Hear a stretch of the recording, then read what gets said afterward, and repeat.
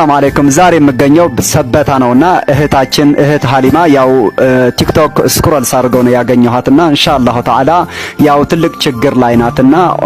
ልክ በምስሉ ላይ እንደምታዩት ባለፈው ነው 2 አመት ትልቅ ችግር ነው የደረሰባትና የነርቭ ህመም ነው ያጋጠማት ላለፉ 14 ቀናቶችን ወደ 200 ሺህ የሚጠጋ ብድሮችን ወጪ አድርጋ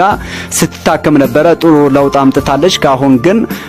ከብዳታል በበጀት እጥረት ህክምናውን አቋርጧለች ለነዚህ ሁለት ህፃናት ስትል እንኳን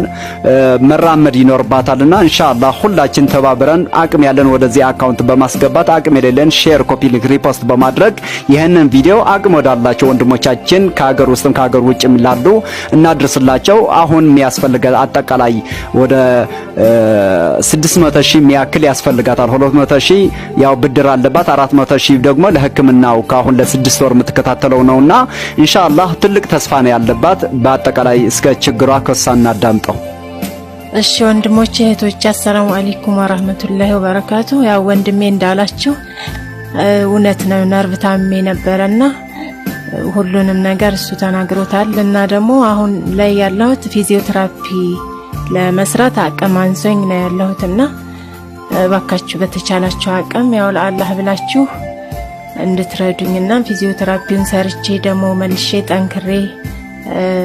ቪዲዮ ሰርቼ ወደ እናንተንም ለማመስገን እበቃለሁኝ ማለት ነው። እሺ ሰላም አለይኩም